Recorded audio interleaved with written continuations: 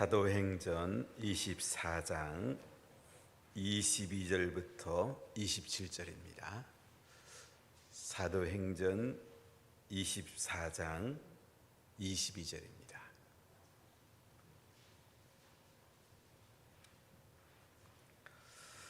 우리 같이 봉독하겠습니다. 벨릭스가 이 도에 관한 것을 더 자세히 아는 고로 연기하여 이르되 천부장 루시아가 내려오거든 너희 일을 처결하리라 하고 백부장에게 명하여 바울을 지키되 자유를 주고 그의 친구들이 그를 돌보아 주는 것을 금하지 말라 하니라. 수일 후에 벨릭스가 그의 아내 유대 여자 드루실라와 함께 와서 바울을 불러 그리스도 예수 믿는 도를 듣거늘 바울이 의와 절제와 장차오는 심판을 강론하니 벨릭스가 두려워하여 대답하되 지금은 가라. 내가 틈이 있으면 너를 부르리라 하고 동시에 또 바울에게서 돈을 받을까 바라는 고로 더 자주 불러 같이 이야기하더라. 이태가 지난 후 부르기오 베스도가 벨릭스의 소임을 이어받으니 벨릭스가 유대인의 마음을 얻고자 하여 바울을 구려하여 두니라. 아멘. 바울은 3차 선교여행 다녀와서 예루살렘에 기대를 가지고 선교 보고하고 헌금을 전달했습니다. 그러나 바울은 결박되어서 유대 백성들에게 사내들인 공의 앞에 서게 됩니다. 그러나 바울은 그 모든 시간들을 복음 전하는 시간으로 사용을 합니다. 우리 인생, 짧은 인생 살면서 세월을 아껴야 되는데 어디에 시간을 사용하느냐, 물질과 에너지를 어디에 사용하느냐에 따라서 내 인생에 결산할 때가 옵니다. 항상 우리가 결산 지점에서 인생을 돌아볼 때에 가치 있고 영광스러운 인생을 살 수가 있습니다. 바울은 유대 백성들은 바울을 죽이려고 하지만은 하나님은 천부장을 사용해서 이제 가이사라로 호송이 되고 가이사라에서 이제 벨릭스 총독 앞에 서게 됩니다. 벨릭스란 말은 행복하다는 말인데 이 사람은 원래 노예 출신으로 총독이 된 사람입니다. 이 사람은 돈을 바란다고 오늘 말씀도 나와 있는데 상당히 잔인했고 또 유대 여자 두루실라라는 방탕한 여자와 결혼을 해서 로마에서 이제 가이사라에 총독으로 와 있었습니다. 이 벨릭스 앞에서 아나니아라는 대상이 와가지고 더둘로라는 법정 변호사를 통해서 바울을 세 가지 제목으로 고소하게 됩니다. 첫째는 소유하는 자다. 두 번째는 나사렛 예수 이단의 개수다. 세 번째는 성덕을 모독했다.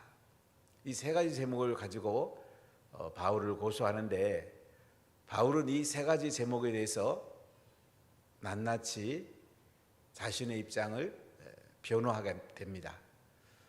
그래서 바울은 변호사가 없기 때문에 피고로서 자신은 예루살렘에 올라온 지가 12일이 되었고 소요죄를 지은 적이 없다.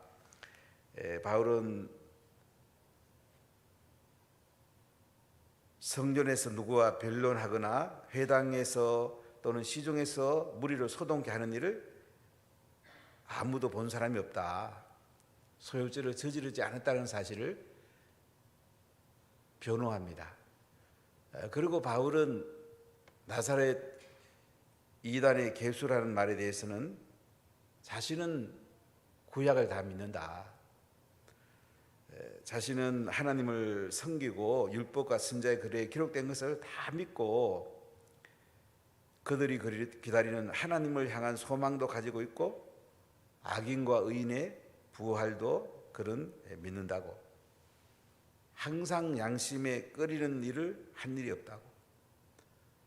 자신이 나사렛 예수의 우두머리라고 한 것에 대해서, 이단으로 지목한 데 대해서 자신이 이단이 아닌 것을 변호합니다. 그리고 자신은 민족을 위해서 이방교회에서 헌금을 가져왔고 재물을 가지고 와서 결례를 했고, 나사렛 사인과 함께 결례식을 했고, 그는 성전을 모독한 적이 없다. 내가 성전을 모독했다면 그 사람이 와서 한번 고발해봐라. 내가 공회 앞에 설 때에 무슨 옳지 않은 일을 보았는지 봤으면 와서 증명해봐라. 바울은 세 가지 제목을 법정 변호사, 아나니아 대상 편에 있는 변호사가 한 거에 대해서 조목조목 반박을 합니다. 자, 우리 21절을 다시 읽어보겠습니다. 24장 21절에 보면, 오직 내가 그들 가운데 서서 외치기를 내가 죽은 자의 부활에 대하여 오늘 너희 앞에 신문을 받는다고 한 이 한 소리만 있을 따름이다 하니. 바울은 죽은 자의 부활에 대해서 오늘 너희 앞에 신문을 받는다고 한 이 한 소리만 있을 따름이다. 죽은 자의 부활에 대해서 바울은 이야기했다. 이렇게 말씀을 합니다. 그러니까 바울은 자신을 변호하는 순간에도 부활하신 예수님, 항상 부활하신 예수님을 어떻게 드러낼까? 이것이 바울의 삶의 중심인 것을 볼 수가 있습니다. 우리는 가정생활도 하고 사회생활도 하고 교회생활도 하고 또 우리가 해외에서 나가서 살아가기도 합니다. 모든 순간에 내 중심이 어디에 맞춰져 있습니까? 바울은 3번에 걸쳐서 선교 여행할 때도 십자가에 죽으시고 부활한 예수님을 전했을 뿐만 아니고 법정에 섰을 때도 그런 부활하신 예수님을 당당하게 증거합니다. 예수님은 십자가에 죽으시고 부활하셨다. 누구든지 이 예수님을 믿어야지 구원받는다.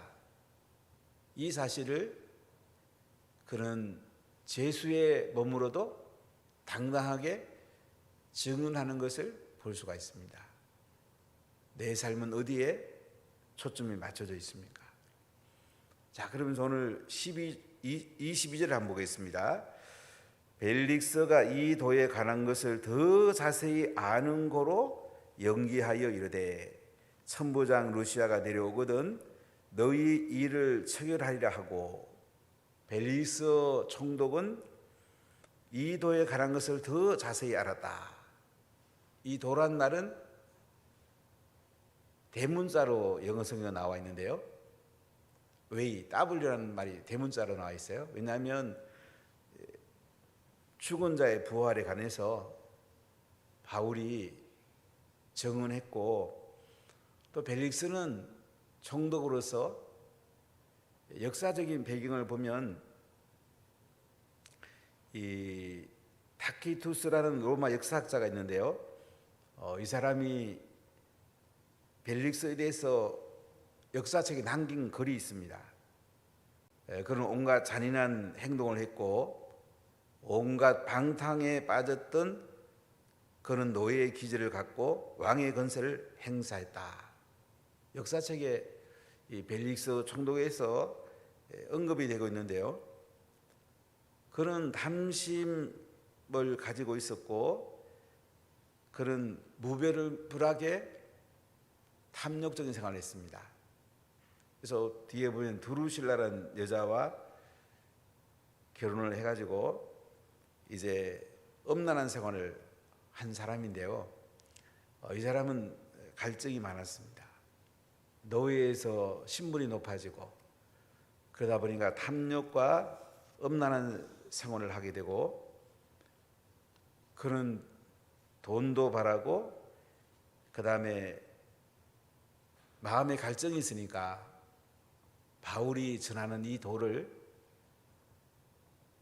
꽤 잘 들었던 것을 볼 수가 있습니다.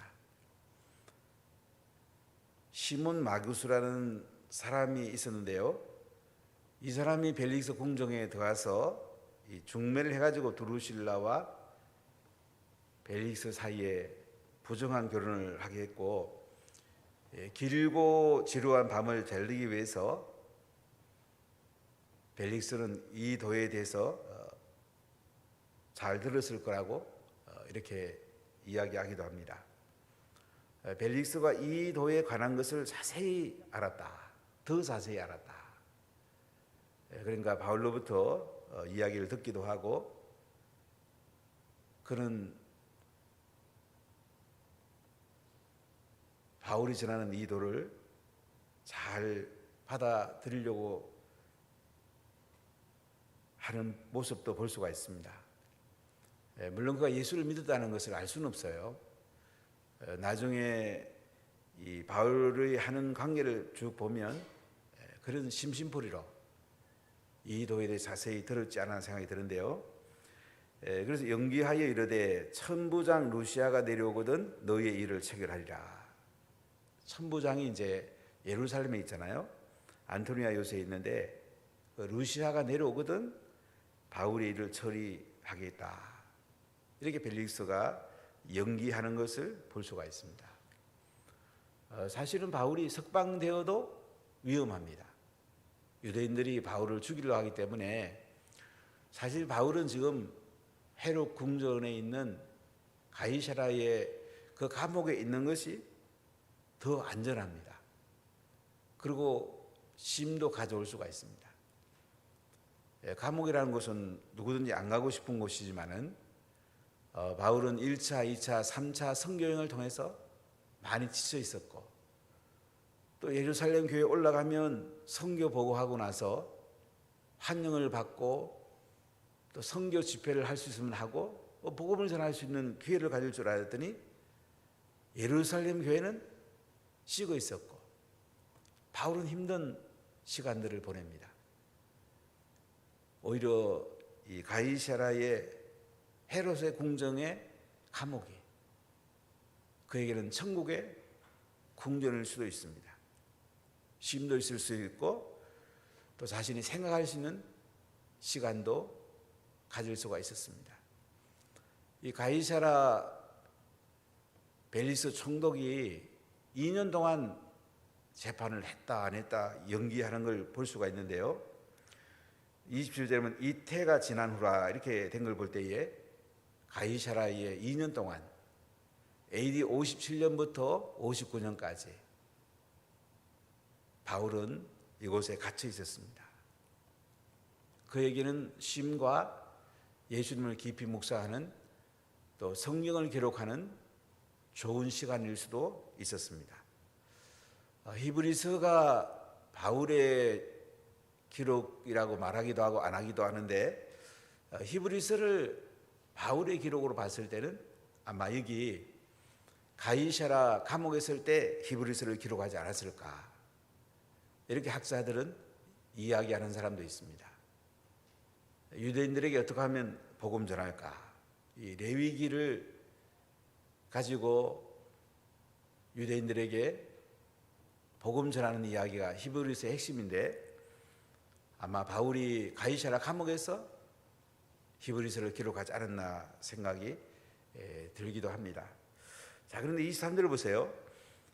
백부장에 명하여 바울을 지키되 자유를 주고 그의 친구들이 그를 돌보아 주는 것을 금하지 말라 하니라. 벨리스 총독은 백부장에게 명해서 바울을 지키라고 하면서 자유를 주라고 합니다.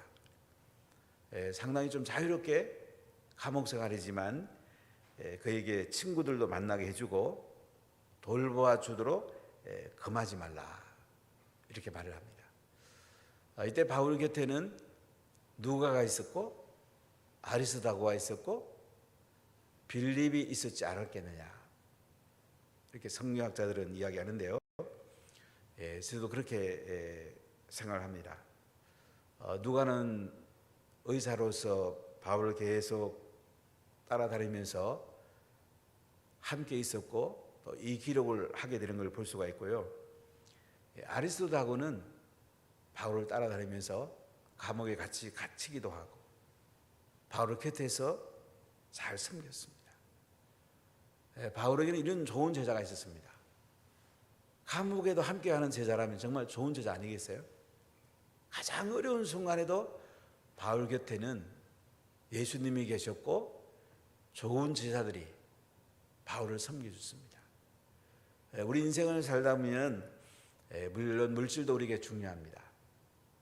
그러나 물질보다 더 중요한 게 사람이고 사람보다 더 중요한 게 예수님입니다.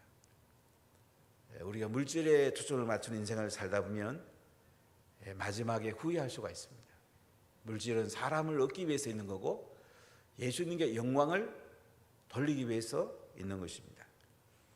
오늘 바울 곁에는 이런 좋은 동력자들, 제자들이 함께하면서 바울을 격려해 주었고 바울은 감옥 속에서도 외롭지 않고 그들과 하나님 은혜를 함께 나눌 수가 있었습니다. 자, 24절을 보세요. 수일 후에 벨릭스가 그의 아내 유대 여자 두루실라와 함께 와서 바울을 불러 그리스도 예수 믿는 도를 듣거늘. 벨릭스 총독이 유대 여자 두루실라와 함께 와가지고요 바울을 불러갖고 그리스도 예수 믿는 도를 들었다.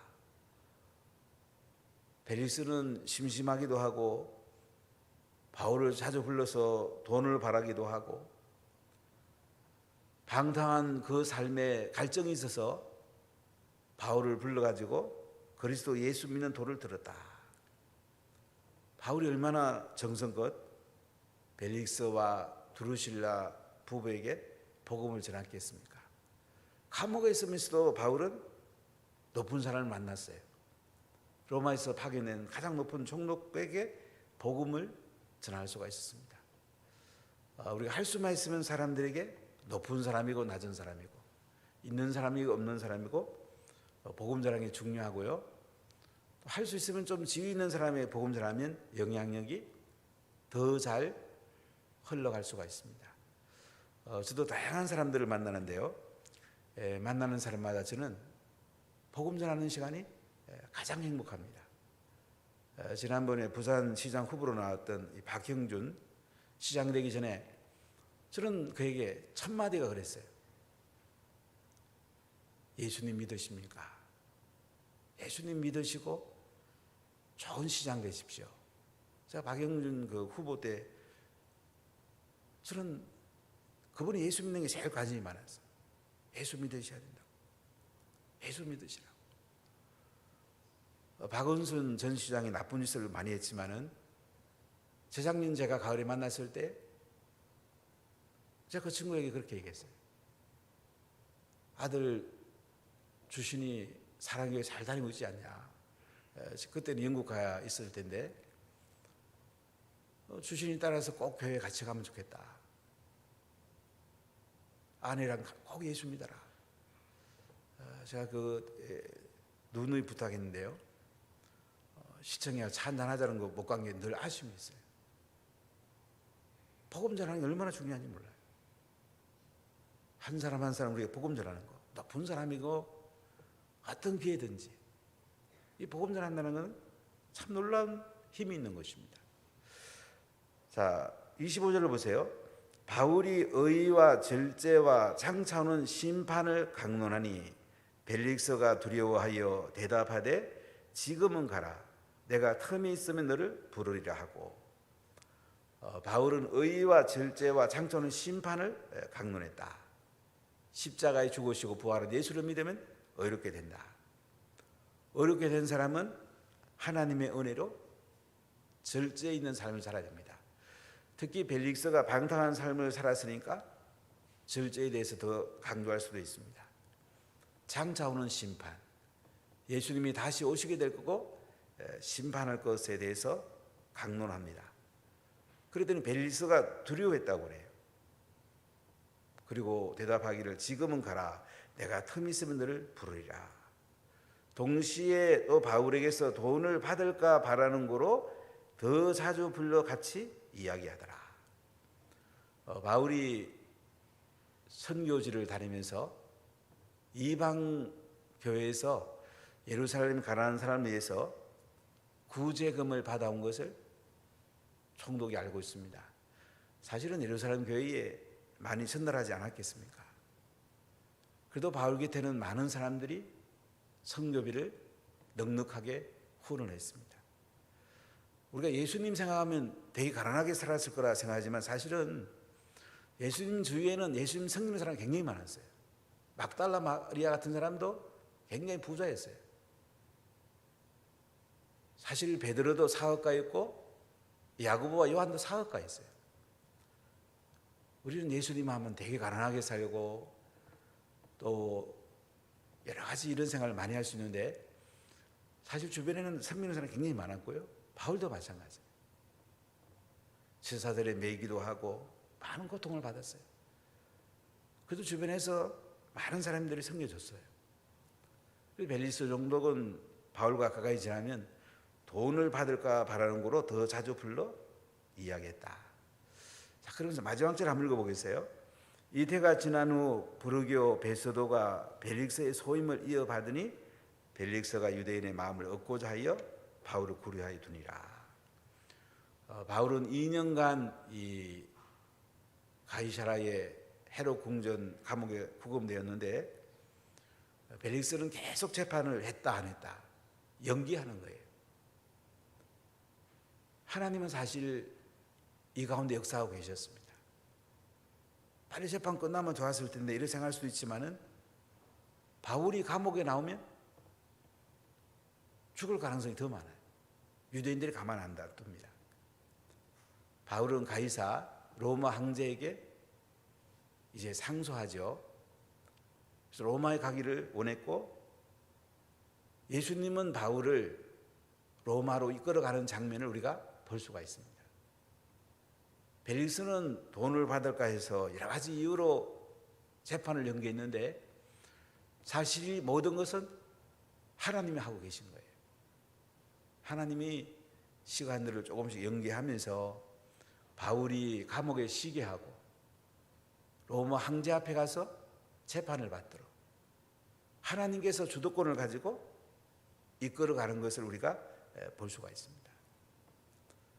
여러분, 코로나가 상당히 지루하죠? 하나님의 깊은 뜻이 있습니다. 그러면 지나면서 알 것입니다. 올 연말이나 내년 초까지는 갈 것 같은데요. 하나님의 선명한 뜻이 있어요. 긴 것 같지만은 이 바울이 2년 하나님이 이끌어가고 계신 것을 볼 수가 있습니다. 우리가 인생을 살다 보면 뭐가 빨리 됐으면 좋겠다는 생각을 들 때가 참 많지요. 돈도 빨리 벌으면 좋겠고 자유도 빨리 잘 되면 좋겠고 여러 가지 잘 됐으면 좋겠는데 빨리 됐으면 좋겠다는 생각을 가질 수 있는데 가이로스 하나님의 시간이 필요합니다. 하나님께서는 바울을 2년 동안 감옥 생활을 하게 하면서 충전하게 하고 가이사 앞에 서게 하는 준비를 시키는 것을 볼 수가 있습니다. 사랑하는 여러분, 우리 인생은 결국은 마지막 때가 옵니다. 우리가 마지막 때에 예수님 앞에 서게 될 것입니다. 이 땅에서 다양하게 사는 모습을 살다가 예수님 앞에 서게 될 텐데 그때 내 삶의 중심을 어떻게 살았는가? 이거보다 더 중요한 게 없어요. 바울은 선교지에서나 감옥에서나 높은 사람 앞에서나 사내들인 공회 앞에서나 백성들 앞에서나 항상 부활하신 예수님을 전하는 데다가 초점을 맞췄습니다. 나는 어디에 초점을 맞춘 인생을 살고 있습니까? 기도하겠습니다.